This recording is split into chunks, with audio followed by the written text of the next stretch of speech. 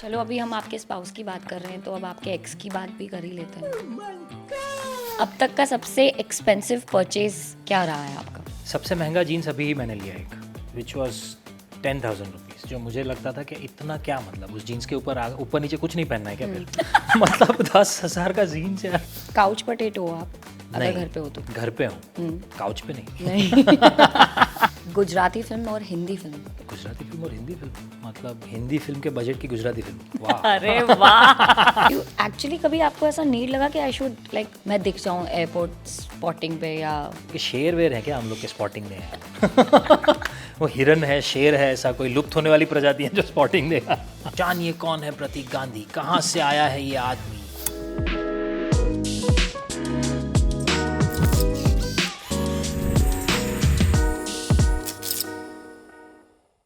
आपने वो डॉल देखी है, वो जो जिसको जितना भी प्रेशर में डालो, किक करो, पंच करो, पर वो फिर से उठ करके खड़ी हो जाती है एकदम स्वैग की तरह? कुछ लोग भी उस हिट मी डॉल की तरह होते हैं जिनको कितना भी प्रेशर में डालो वो अपने सेटबैक को कमबैक में बदल देते हैं। हाय, मेरा नाम यशी है और आप देख रहे हैं ऑन सेट ऑफ स्क्रिप्ट, और आज मेरे साथ में है द वेरी टैलेंटेड वर्सेटाइल प्रतीक गांधी, जिनसे हम ये जानेंगे कि ये राज क्या है हमेशा पॉजिटिव रहने का, अपने सेटबैक को कमबैक में बदलने का। प्रतीक, यार राज तो नहीं पता, पर जब ऑप्शन नहीं होता ना तो आप ऐसे ही हो जाते हो। हमको मैं लगता था कि कोई ऑप्शन ही नहीं है, ऐसे ही सोचना पड़ेगा, तो आई गेस दैट वर्कड। ये मतलब इतना हम्बल और इतना ग्राउंडेड कैसे रहते हो आप प्रतीक? ये कहाँ चलती हैं ऐसी classes? It's not about being humble or being anything else, it's just about being real, and only life can teach you that. मतलब मुझे ऐसा लगता है कि किसी के बिहेवियर से मैं खुद को चेंज करके फिर वो तो चला जाएगा, उसे फ़र्क भी नहीं पड़ेगा। मैं अंदर अंदर लेके घूम रहा हूँ उस चीज़ को, उस लोड को, तो क्यों? आपने बहुत सारे इंटरव्यूज़ में ये मेंशन किया है कि जो आपकी स्पाउस हैं वो बहुत सारी अनप्रिडिक्टेबल चीज़ें कर देती हैं। अभी रिसेंटली ऐसा कुछ अनप्रिडिक्टेबल हुआ जिसने आपको चौंका दिया? हाँ, उसने 5 दिन तक फ़ोन ही नहीं किया, वो बहुत ही अनप्रडिक्टेबल था। फिर then I called and she said कि हाँ तो ठीक है ना यार, यू ऑल्सो डोंट कॉल। मतलब 5 दिन तक कॉल नहीं किया तो आपको एक बार ऐसा लगा नहीं कि यार मैं? नहीं, मुझे एक्चुअली ये रियलाइज़ हुआ कि मैं भी यही करता हूँ कि जब शूट पे होते हो तो रह जाता है फ़ोन करना कि बाद में करते हैं, बाद में करते हैं। फिर तो बहुत सटली उसने रियलाइज़ करवाया, कैसी you also do the same. चलो अभी हम आपके स्पाउस की बात कर रहे हैं तो अब आपके एक्स की बात भी कर ही लेते हैं। वो कौन है? आप ऐसे घबराओ मत, मैं इंजीनियरिंग की बात कर रही हूँ, आहो। जिसके बारे में आप कई बार बात करते हुए देखे गए हो, बट ये इंजीनियरिंग से एक्टिंग का चस्का ये कैसे हुआ? So let me clarify this. Engineering is not my ex. We are still in a strong relationship okay, oh no. because once an engineer, always an engineer. और engineering का ऐसा है ना कि it's not just a degree. It's not those 4 years or 5 years of education. It's the way you think. और चस्का का जब जो सवाल था आपका, तो वो ऐसा नहीं था कि पहले मैं इंजीनियर था फिर सडनली एक रात सपना आया और एक्टर बना। मैं स्कूल में था ना, प्राइमरी स्कूल में, तब से स्टेज करता था। And I am from Surat, that's my native home town, और तब से थिएटर करता था। तो I don't remember a day or an incident where I decided to be an actor. It almost, it became my second nature. Similarly, engineering also came out of sheer passion. I wanted to become a mechanical engineer. 12th science में 10th में अच्छा score हुआ, सो जैसे होता था हमारे time पे कि 10th में आपके अच्छा मार्क्स हैं तो आप साइंस ही लोगे, गिवन है वो। गिवन। और फिर 12th का रिजल्ट ऐसा आया कि हम एकदम ऐसे बॉर्डर पे थे कि क्या करोगे अब, किसी डिग्री कॉलेज में एडमिशन ही नहीं मिला, फिर डिप्लोमा का रास्ता लिया। और ये भी ऐसा था कि घर पे से किसी ने ऐसा बोला नहीं था कि पढ़ना ही पड़ेगा, though I come from family of teachers, but all artists largely and non professional artists. तो दो चीज़ें थी फैमिली में कि यार art should be a part of your life, ज़रूरी नहीं है कि उससे आप पैसा कमाओ, wow. And education is must. घर में कौन हेल्प करता था आपकी सबसे ज़्यादा? आपको क्रिएटिवली पुश कौन करता था सबसे ज़्यादा? सबसे ज़्यादा क्रिएटिवली पुश जो मुझे मिला है वो from my father. In fact his one line changed my perspective towards life. जब मुंबई आए, जॉब भी चल रहा है, थिएटर भी कर रहे हैं, और जॉब्स भी कर रहे हैं सारे, he was constantly pushing me, you leave your job and everything, you just focus here, this is where you belong. And he said कि यार क्या होगा ज़्यादा से ज़्यादा, खुद का घर नहीं होगा, तू रिक्शा टैक्सी में घूमेगा, पर तू बहुत खुश रहेगा. That's how he pushed me. तो अभी जब आप इतना सक्सेसफुल करियर अपने आप के लिए बिल्ड कर चुके हो, मिस तो करते होंगे आप उन्हें? बहुत यार, बहुत. In fact this is the phase that I wanted him to see and to be with me for, but I guess he went up there and then he fixed all the circuits Everything. Properly. हाँ, उन्होंने circuit जब लगाया ना तब यहाँ पर change had a personal chat that you need to do this for my son. अभी आप इतनी सारी चीज़ें बैलेंस कर रहे हो, स्किल अपने अंदर डेवलप कर रहे थे over the period of time, फिर बीच में आपको प्यार हो गया. ये प्यार का बैलेंस कैसे कि आपने लव मैरिज हुई है आपकी, तो तब तो प्रोफेशनल लाइफ में ऐसा था कि पता ही नहीं था कहाँ जाएंगे, क्या होगा, क्योंकि ये सब बहुत कुछ साथ में चल रहा था. ऑडिशंस दे रहे हैं, रोज़ रिजेक्ट भी हो रहे हैं. थिएटर भी ऐसा कर रहा था कि जिसमें ऐसा नहीं था कि यार इतना पैसा मिल जाएगा कि आपका घर चल जाएगा. और प्यार का ऐसा था कि मतलब मुझे तो हमेशा ऐसा लगता था कि ऐसे थोड़ी प्यार होता है किसी को यार. कुछ भी रैंडम, मतलब किसी को देखा, तुमको लगा जानना है और प्यार हो गया, ऐसा. तो जो इतना बोलता है ना उसी के साथ ही होना होता है शायद, I think. You know, universe proves it differently. And that's what happened with me in 2005-6 when I saw Bhamini for the first time at Prithvi Festival, and I was performing and she was in the auditorium, and so that's how it began. I pursued her for almost 2.5 years. Wow. Just to meet me for a coffee, and then so 2008 was a time where I picked up full-time job. January 15th January, I guess I picked up full-time job in Reliance Infrastructure, and December 2008 I got married. मतलब नौकरी और छोकरी आपके दिमाग में चल रहा था कि मुझे एक स्टेबल लाइफ अभी चाहिए, तभी मैं सेटल. तो वो थोड़ा ऐसा सोचा था कि अगर करने ही वाले हैं शादी तो सही टाइम पे करते हैं, नहीं तो फिर छोड़ देते हैं. हमने आपके बहुत से इंटरव्यूज़ में ये भी देखा है और सुना है कि लुक्स के बेसिस पे भी आपने स्टार्टिंग में काफ़ी रिजेक्शंस जो हैं फेस किया. I mean like who can say कि ये गुड लुकिंग नहीं है? मतलब क्या हम इनके चेहरे पर जूम कर सकते हैं प्लीज़? एंड सारी लड़कियों से मैं दरख्वास्त करूँगी कि कमेंट कीजिए वीडियो के नीचे, how can you do this. तो बुरा लगता था प्रतीक जब आपको ऐसा कोई बोलता था? नहीं, पर ये जो है ना, ये ब्यूटी या सुंदरता जो है ना, वो सिर्फ दूसरे की आंखों में होती है, ठीक है. और वो चेंज कब होती है? When you are successful in their eyes. So people are in love with your success. Once you create your success story, तब तक तो एवरीबडी स्ट्रगलिंग. किसको इंटरेस्ट है यार? टीवी में मैं आउटराइट रिजेक्टेड, और जब मल्टीपल रिजेक्शंस हुए तब पता चला कि actually they are not looking at skills, they are looking at certain body frame and certain skin colour and certain appearance. शायद वो नहीं था मेरे पास. वियर्डेस्ट कमेंट जब आप ऑडिशन दे रहे हो या किसी चीज़ के लिए आपको लग रहा है कि आप सेलेक्ट हो जाओगे, बट किसी से सुना है ऐसा? Someone once told me that यार बाकी सब तो ठीक है पर तुम्हें अमीर नहीं दिखा सकते, ये this character is about a billionaire. तो ये ऐसा कमेंट था जिस पे I was thinking how do I work on that. यार आपको बोला आपकी डायलॉग डिलीवरी में इशू है, वॉइस मॉड्यूलेशन में इशू है, या बॉडी जेस्चर्स में इशू है, तो समझ भी आया एक्टर काम करे. इस पे काम कैसे करे एक्टर जाके? तो पहले मुझे उनको तब पूछना था कि what is your definition of a billionaire. अमीर आदमी होता कैसा है, कैसा दिखता है वो? बिकॉज हम कुछ लोगों को तो ऐसे जानते हैं जिनको देख के आपको पता भी नहीं चलेगा कि इसका 500 करोड़ का बिजनेस है. पर हाँ ठीक है, तो वो अब उसका तो कुछ कर नहीं सकते. स्कैम की बात करते हैं, आपके साथ में हुआ है कभी रियल लाइफ में कोई स्कैम? हाँ, बहुत बार होते हैं यार, छोटे मोटे. तो जैसे अभी रिसेंटली क्या हुआ? अभी रिसेंटली नहीं, एक बहुत बड़ा स्कैम जो मेरे साथ हुआ था, जब मतलब एक एक पैसा इंपॉर्टेंट था, हाँ. तब 12,000 रुपये लेके एक आदमी ने मुझे पहले तो ऑडिशन के लिए बुलाया, ठीक है. ओह, ऑडिशन दिया. उसने बोला कि you are very good, you know, you very good, you have good potential. तभी एक्चुअली बत्ती जल जानी चाहिए थी, पर तब हम लोग हंगरी थे एक्सेप्टेंस के लिए, प्रेजेस के लिए. बोला अच्छा ओके, Life बना किसी ने तो दूंगा. बोला कि यू आर गुड. तो उसने बोला but you should have your reel. बोला वो क्या होता है सर? बोले रील मतलब आप कुछ ऐसे सीन्स परफॉर्म करो, will shoot it correctly with correct light, hair, makeup, costumes, and it will become a reel that you can give it to different production houses. I said okay, तो we can do it for you. उसके साथ साथ हम कुछ photographs भी ले लेंगे, आपको एक पोर्टफोलियो भी मिल जाएगा. तो मैंने बोला sir I know, I think about it. And cost कितना होगा इसका? देखो जनरली तो 20-25 हज़ार होते हैं, but I think will work out something. तो मैंने बोला ठीक है. 2 दिन सोचा, फिर मैं वापस गया भी लाइक एन इडियट कि कैसे, तो ले हाँ मतलब सर पर इतना तो नहीं हो पाएगा, मेरा बजट कितना है, ऐसे 10,000 के आसपास,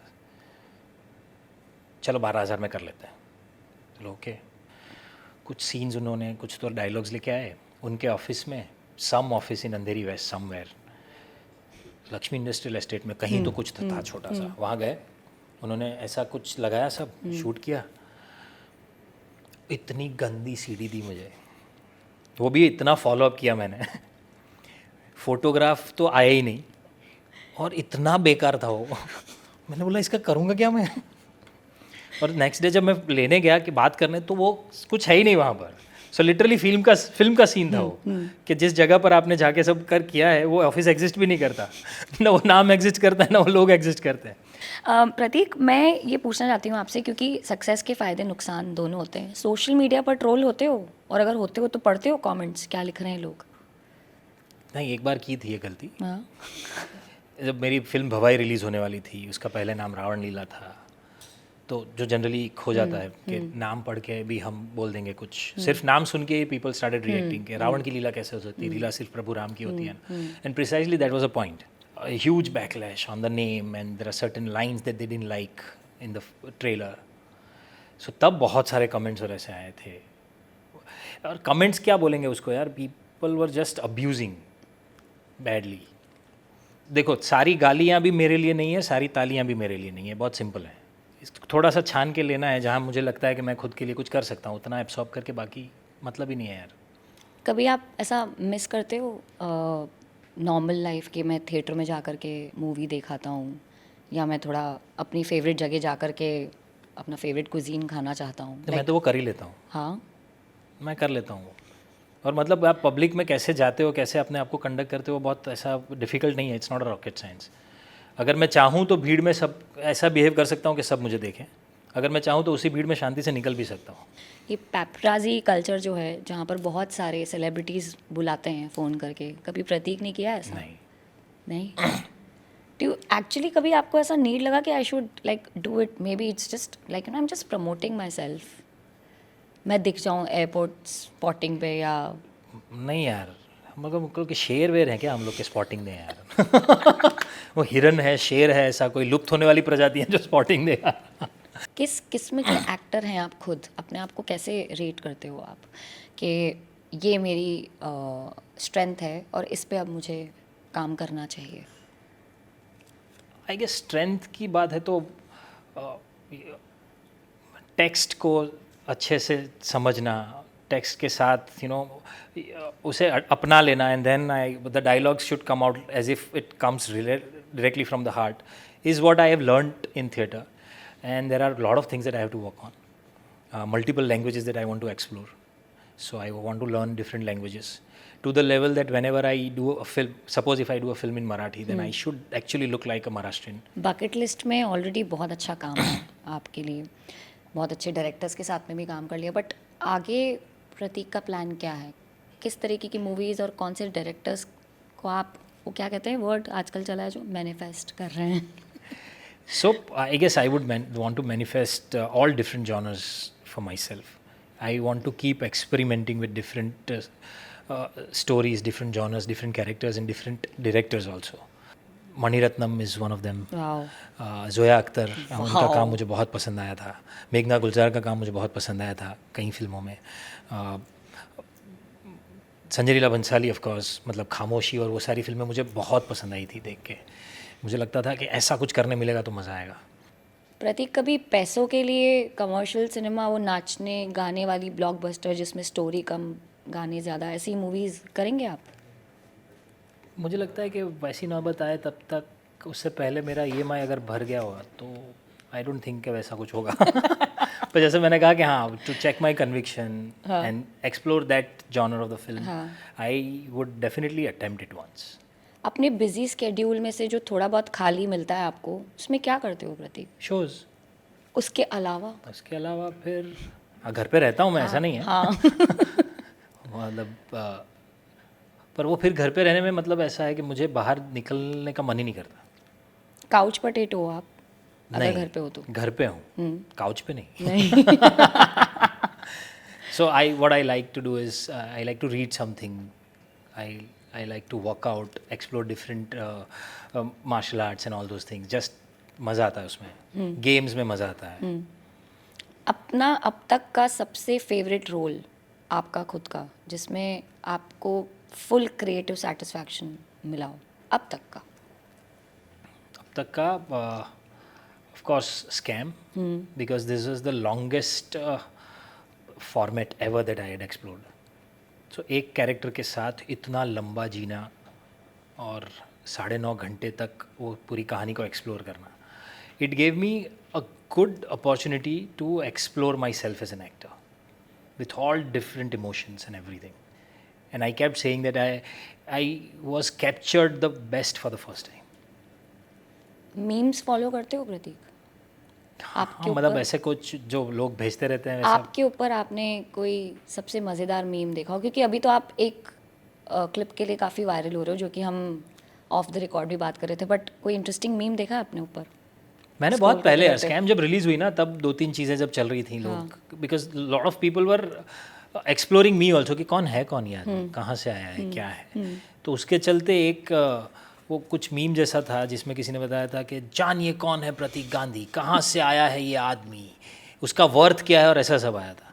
तो जब अभी तो कांदीवली के 2 BHK का EMI चल रहा है, मैं वहीं पर रह रहा हूँ, और किसी ने बोला था 25 करोड़ का घर ले लिया स्कैम की सफलता के बाद, बदली ज़िंदगी, और मैं सोच रहा कौन किसकी कहाँ. एक सेगमेंट है हमारा WTF. तो मैं आपसे कुछ सवाल पूछूंगी फूड, फैशन एंड फिटनेस से. फूड से रिलेटेड मेरा पहला क्वेश्चन ये है कि गुजराती कुजीन वर्ल्ड फेमस है, पर एक अनएक्सप्लोर्ड गुजराती डिश जिसके बारे में लोगों को पता नहीं है अब तक. ओ, ऐसी तो बहुत सारी चीज़ें होंगी यार जिसके बारे में लोगों को अब तक पता नहीं है. और क्या क्या है, Gujarat is a dry state, so people are largely high on food, and that's the reason कि मैक्सिमम फूड इनोवेशन गुजरात में होता है. हम मतलब कुछ भी हम लोग मिक्स कर सकते हैं. पर अभी ऑफ लेटली जो एक पूरा ट्रेंड चला है ना कि हर एक चीज़ में चीज़ डाल देते हैं, वो थोड़ा वियर्ड है. आपने फैंटा मैगी के बारे में सुना है? ये भी ट्रेंड चल रहा है अभी. ये मैं आज भी सुनना नहीं चाहता. I mean I will blame you for this. Oreo के पकौड़े ये एक्चुअली में ट्रेंड है प्रतीक. ओरियो तो मैं वैसे नहीं खाता हूँ, पर मैं पकौड़े खाना भी बंद कर दूँ, ऐसा क्यों बोलना चाहिए था आपको? अच्छा, आपका फेवरेट मिडनाइट स्नैक क्या है? फेवरेट मिडनाइट स्नैक मोस्टली ये होता है नाइट शूट पे, जब जागना है आपको. तो व्हाट आई एंजॉय इज़ पिस्ता and black coffee. Food place की रिकमेंडेशन जहाँ पे कोशिश करें कि सब एक बार ट्राई कर ही लो, अगर मुंबई में है तो. मुंबई नहीं में तो आप कहीं और का भी बोल सकते हो, सूरत, सो वो माटुंगा में जो मद्रास कैफ़े है वो आई एम श्योर सब ने एक्सप्लोर किया होगा. It has stark memories for me. मतलब बहुत मज़ेदार जगह है वो. सबसे फेवरेट स्नैक क्या है आपका वहाँ पे? वहाँ पर शीरा जो है ना उनका, हाँ, pineapple sheera, I just love it. Sweet tooth है मतलब प्रतीक? हाँ हाँ, Indian sweets specially. No cheesecake and all? ना ना ना ना. नहीं. कौन सी फेवरेट है आपकी इंडियन स्वीट? ठंडी खीर. ओके, और लड्डू, चूरमा लड्डू कमिंग बैक टू. और शीरा. मतलब ओके, या स्टॉप इट. हाँ. मुझे भूख लग रही है. अच्छा, फैशन पे चलते हैं हम. कपड़ों में क्या प्रेफर करते हो आप, कंफर्ट या स्टाइल? कंफर्टेबल स्टाइल यार. अभी तक का सबसे अनकंफर्टेबल आउटफिट पहना है या पहन लोगे फैशन के चक्कर में? हाँ, मतलब वो बहुत बार करना पड़ता है कभी प्रमोशन फोटो शूट के लिए और वैसे. But my go to choice is jeans and T shirt. और आपका एयरपोर्ट लुक क्या है? वो तो उस दिन जो पहना होता है एयरपोर्ट पे वही लुक होता है यार. मतलब से स्पेसिफिकली डिसाइड करते हो कि इस जूते के साथ में ये ट्राउज़र है, ये जीन्स और ये शर्ट पहनूंगा मैं? नहीं, ऐसा नहीं. बेसिक कलर कॉम्बिनेशन थोड़ा देख लेते हैं, बाकी ऐसा कुछ है नहीं. आपको कॉल आउट कौन करता है जब आप फैशन फॉपा करने की सोच रहे होते हो? My brother. हाँ, वो कॉल आउट भी करता है, वो झगड़ा भी कर लेता है. हाँ, मतलब मारा मारी तक पहुंच जाते हैं हम लोग. It's very intense. ये जूते नहीं. This topic is very intense. अब तक का सबसे एक्सपेंसिव परचेज क्या रहा है आपका? घर. फैशन में। अच्छा फैशन में, हाँ। फैशन में सबसे एक्सपेंसिव मैंने लिया है, सबसे महंगा जीन्स अभी ही मैंने लिया एक, विच वॉज 10,000 रुपीज़, जो मुझे लगता था कि इतना क्या, मतलब उस जीन्स के ऊपर ऊपर नीचे कुछ नहीं पहनना है क्या फिर मतलब 10,000 का जीन्स यार। रोज़मर्रा की ज़िंदगी में अकॉर्डिंग टू यू फिटनेस में क्या गलतियाँ कर देते हैं लोग जो उनको नहीं करनी चाहिए? वो जो मोस्ट पॉपुलर डाइट फॉलो कर लेते हैं ना लोग, that is the biggest issue, fat diets. Fat diets. Because मेरे लिए जो काम करता है वो आपके लिए कभी नहीं करेगा, जो आपके लिए काम करता है वो किसी और के लिए नहीं करेगा। So just looking at your reel, if I get inspired and start following, major issues. चलिए अब चलते हैं नेक्स्ट सेगमेंट की ओर जिसका नाम है दिस और दैट। दोनों में से कोई एक चीज़ चूज़ करनी है आपको, थिएटर की लाइव वाइब या फिर सिनेमा की big screen vibe? As a performer theatre की live vibe I enjoy the most. Commercial play या एक्सपेरिमेंटल प्ले? मतलब एक्सपेरिमेंटल प्ले में खुद को एक्सप्लोर करने का मौका ज़्यादा मिलता है, मेरे साथ वही हुआ है। गुजराती फिल्म और हिंदी फिल्म? गुजराती फिल्म और हिंदी फिल्म, मतलब हिंदी फिल्म के बजट की गुजराती फिल्म, वाह। अरे वाह। ढोकला या वड़ा पाव? यार ये अभी बहुत ही ट्रिकी क्वेश्चन है, because vada pav is very closely associated with theatre but dhokla है। हाँ। ढोकला या ऊंधियो? ऊंधियो, एनी टाइम। सूरत या Mumbai?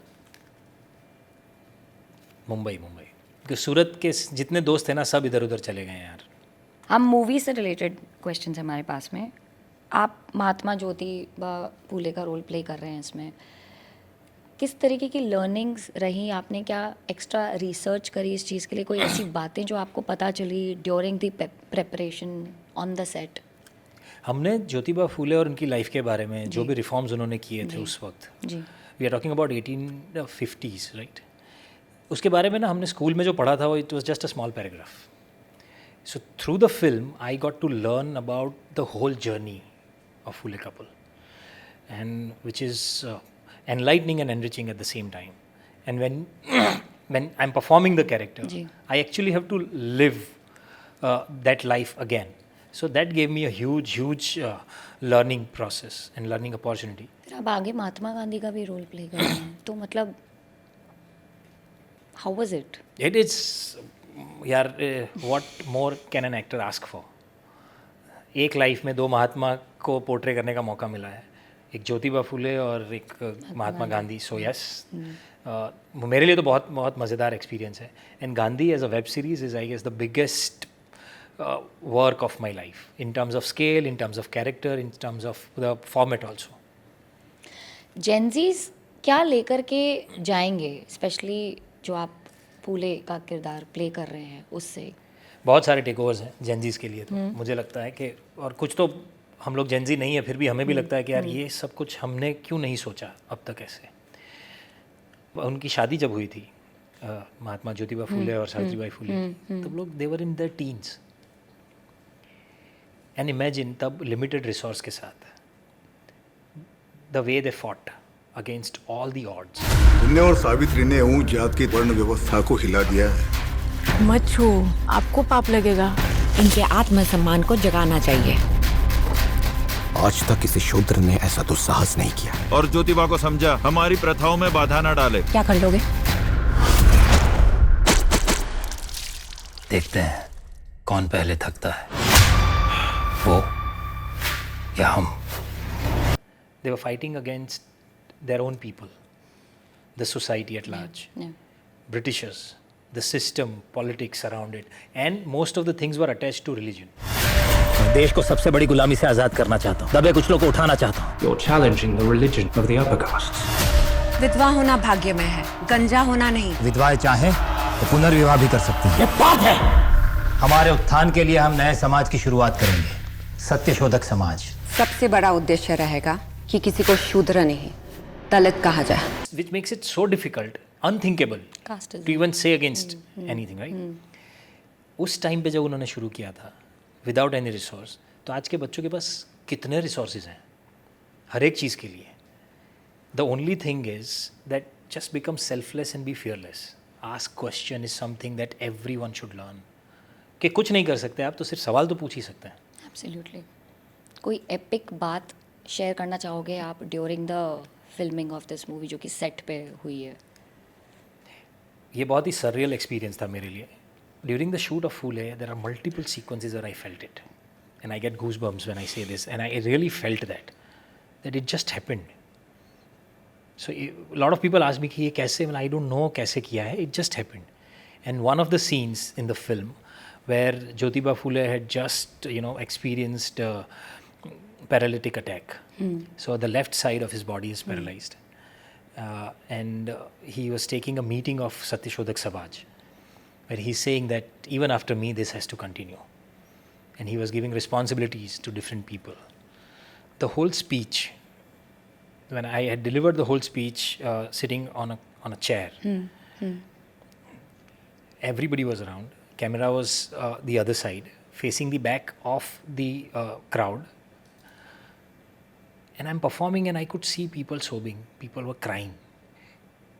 And I can still get goosebumps. But they started crying, sobbing, and I said, what is happening? After this cut, they all came and they said that हमें ऐसा लगता है हमने अभी उनको साक्षात देख लिया. So these experiences will stay with you for lifelong, I guess. Lovely. This was such a fun, interesting conversation, Pratik, and kudos to your work and your persona. पता नहीं आप लाइफ में इतने चिल कैसे हो, सीरियसली. इतने सारे stress को लेकर के, but it was absolutely fantastic to have you on set of Script. Thank you very much. It's lovely conversation and lovely questions that help me say the same answers differently. हमने नाक को ऐसे नहीं ऐसे पकड़ा है, ऐसा तो नहीं है. Okay, thank you so much Prateek. Thank you very much.